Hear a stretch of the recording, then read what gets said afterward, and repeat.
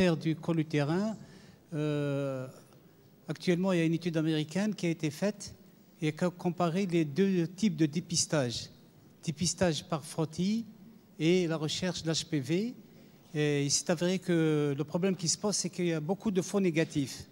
Avec le frottis, il y a quand même 12% de faux négatifs. Et avec l'HPV, il y a quand même 18% de faux négatifs. C'est la raison pour laquelle actuellement, il propose de faire les deux tests en même temps.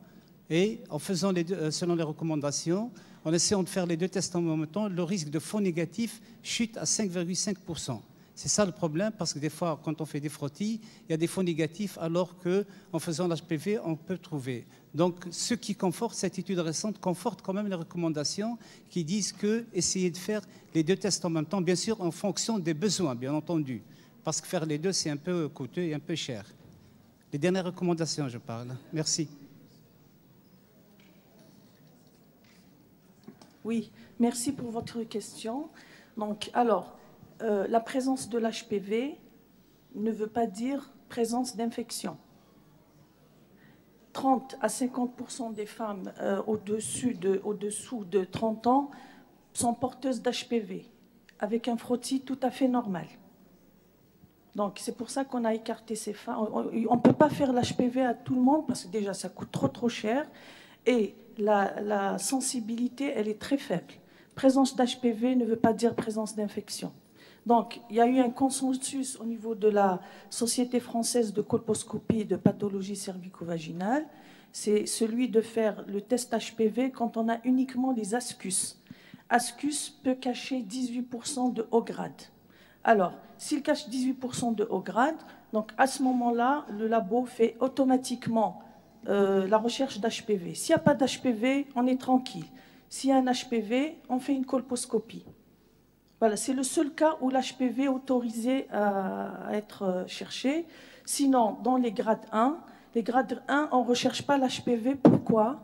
Parce qu'on les trouve, parce que ça ne change pas la conduite à tenir. Si on a une dysplasie de grade 1, on ne cherche pas l'HPV parce qu'on sait qu'on va le trouver dans 80%. Mais qu'on le trouve ou pas, on fait une colposcopie. Donc ça ne change rien. C'est une rationalisation des moyens, en fait. Voilà, parce que et quand on a un grade 1, il ne faut pas s'affoler. Il y a 50% qui régressent. Et puis il n'y a que 1% qui peuvent donner, au bout de 10 à 15 ans, un cancer invasif. Donc on peut même espacer les examens tout en préservant la sécurité de la patiente. Alors, les faux négatifs, nous avons 10 à 15% de faux négatifs. On a pallié à ce problème en faisant... Alors, c'est une malchance que d'avoir un faux négatif, soit à cause du préleveur, soit à cause de la technique du laboratoire, soit, ça c'est encore plus rare, l'évolutivité de la tumeur. On peut avoir des tumeurs qui évoluent très rapidement quand on a un HPV très oncogène tel que le 16 et le 18. Alors, votre question là maintenant, monsieur? Oui, le faux négatif, on a 10 à 15% de faux négatifs. C'est pour ça qu'on double un frottis à un an d'intervalle. Dès qu'on commence à faire des frottis, on ne passe pas à un rythme triennal tout de suite. On fait un premier frottis. S'il vous dit qu'il est normal, c'est bon. On fait un autre un an après, justement, pour pallier à... On a le temps de le faire. Même si c'est un faux positif, même si c'est un faux négatif, on peut le rattraper dans un deuxième frottis à un an d'intervalle. Ce n'est pas un problème. Parce que l'évolutivité, justement, de ces lésions, elle est très, très lente. Donc, il n'y a pas d'affolement. On ne peut pas faire des HPV à tous parce que la sensibilité, elle est très médiocre. On ne peut pas, même si on trouve un HPV, ça ne veut pas dire que la patiente est atteinte.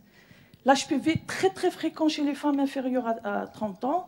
Et puis, il y a une pente douce jusqu'à l'âge de 40 ans. Ça descend. Pourquoi? Parce qu'il y a une clairance. La femme se débarrasse de l'HPV d'une manière naturelle.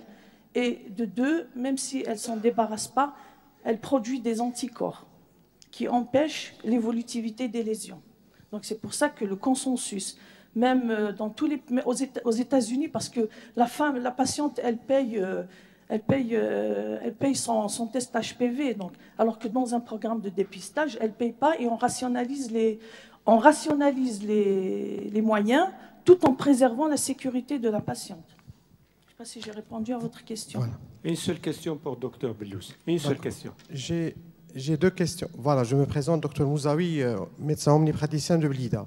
J'ai deux questions par rapport au cancer du sein. Je ne sais pas, est-ce que je peux... La deuxième communication. Dépistage du cancer du sein. Je sais pas.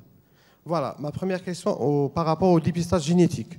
Quelle est la réalité ici chez nous? Avec une deuxième petite question, il y a un petit appareil qui se vend actuellement, le Breast Light. Est-ce qu'elle a ses recommandations, elle a sa place ou bien non? J'ai une autre question après pour Dr Hellel par rapport aux biosimilaires. Quel est son avis par rapport à ces produits qui rentrent dans le marché algérien? Voilà, merci beaucoup. Très bien, merci pour votre question. Donc pour tout ce qui est enquête génétique, donc il y a une consultation d'oncogénétique qui se fait au CPMC. Donc on adresse les patientes. Donc pour l'enquête oncogénétique, donc il y a une consultation qui se fait au CPMC, une consultation d'oncogénétique. Donc quand il y a des familles à risque, donc on les adresse au CPMC pour l'enquête génétique et recherche et mutation de BRCA1, BRCA2. Pour la deuxième question, donc cet appareil, je ne connais pas, honnêtement. Je ne connais pas, donc ce qui est recommandé, c'est l'examen clinique et la mammographie. Pour l'examen, honnêtement, je ne connais pas.